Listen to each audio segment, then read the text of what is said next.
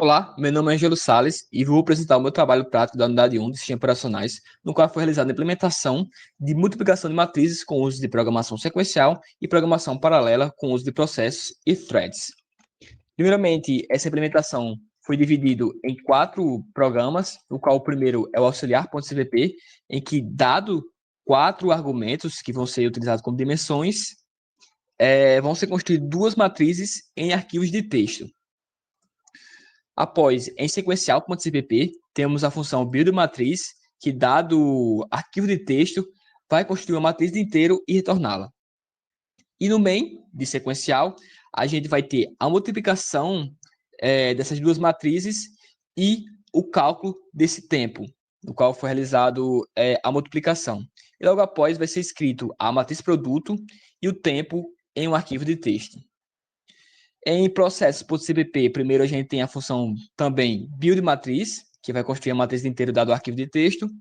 E também temos a função implementação processos, que para cada processo que for criado no main, a gente vai passar 2 matrizes por referência e uma posição e a quantidade de elementos que a gente vai calcular. E dada a posição e quantidade de elementos que a gente vai calcular, a gente consegue calcular parcialmente a matriz produto nesse processo. Do mesmo modo, a gente vai multiplicar esses elementos, calcular o tempo e escrever o produto e o tempo em um arquivo de texto. E no main, como eu já tinha citado, a gente tem a criação de N processos, de tal modo que cada processo tenha P elementos, e para cada processo implementado, a gente vai ter a realização, o uso da função implementação processos. E aqui, de modo similar, a gente tem o threads.cpp, no qual, em vez de usar processos, a gente usa threads. E, primeiramente, do mesmo modo, a função buildMatriz, na qual, dado o arquivo de texto, vai construir uma matriz de inteiros.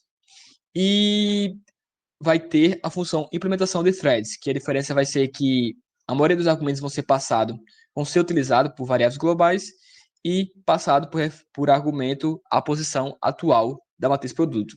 Do mesmo modo, dado posição e quantidade de elementos a ser calculado, vai ser realizada a multiplicação das matrizes nessa thread e o cálculo dessa multiplicação.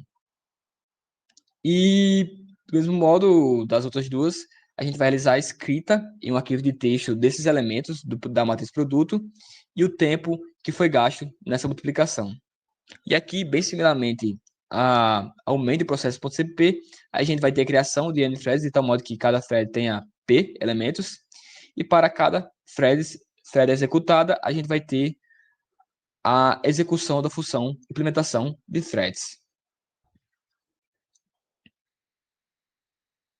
Com essa implementação, foram realizados 2 experimentos, no qual o primeiro experimento varia em dimensões da matriz usada e também varia em P, no caso do uso da programação em paralelo. E o experimento 2, primeiramente, foi fixado uma matriz 1600 por 1600, a dimensão das matrizes de 1600 por 1600, justamente porque são as matrizes em que o cálculo com o uso de programação sequencial na minha máquina excedeu os 2 minutos. E aqui no experimento 2 também, a única coisa que varia é o P. E aqui no experimento 1, eu vou primeiro dar um zoom nesses 3 primeiros testes. E, primeiramente, nesse teste, foi notado uma desvantagem do uso da programação em paralelo, porque o uso da programação em paralelo com processos, nesse caso, foi mais demorado do que o uso da programação sequencial, justamente porque o tempo do cálculo dessa matriz pequena foi excedido pelo tempo da criação de processos. Entretanto, nos 4 seguintes testes desse experimento, foi notada uma crescente vantagem do uso da programação em paralelo. E aqui no experimento 2, primeiramente, ao dividir essa atividade em apenas 2 processos e 2 threads, não foi notada uma grande vantagem do uso da programação em paralelo. A gente pode notar aqui nos dados, que é 114 mil milissegundos contra 170 mil milissegundos.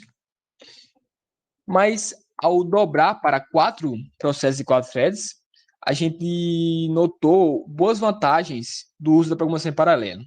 Entretanto, ao dobrar cada vez mais o número de processos e threads, não foi notado uma crescente vantagem do uso da programação em paralelo nesse caso. Então, eu tomei a liberdade de calcular o speed-up de cada teste do experimento 2. E como eu disse, ao dividir prêmios para 2 processos e 2 threads, não foi notada uma grande vantagem em relação à programação sequencial, mas ao dividir para 4, aí sim foi notado grandes vantagens do uso da programação em paralelo. E como eu disse, foi notada uma constância, notada constância no tempo ao dobrar cada vez mais o número de processos e threads. E isso é justamente tratado na lei de Amdahl, que diz que há um limite de paralelamento nas atividades. No caso, o limite de paralelamento dessa atividade específica, é de 4 processos e 4 threads. Aqui dá para notar um pouco mais que até o aumento de 4 processos e threads foi uma crescente vantagem do aumento de processos e threads, só que logo após o limite de paralelamento, foi notada uma grande constância no tempo, apesar de ter a cada teste dobrar o número de processos e threads. Então, primeiramente, foi notado uma desvantagem para matrizes pequenas do uso da programação em paralelo, porque, como eu disse, o cálculo dessa matriz pequena não é facilmente sobreposta pelo tempo da criação dos processos, mas logo após aumentar um pouco o tamanho dessas matrizes, foi notada uma grandes vantagens do uso da programação em paralelo.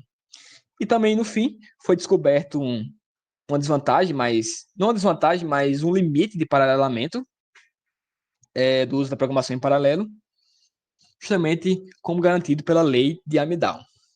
Com isso, os objetivos do projeto foram alcançados de reconhecer as diferenças, vantagens e desvantagens da programação em paralelo em comparação à programação sequencial. Obrigado.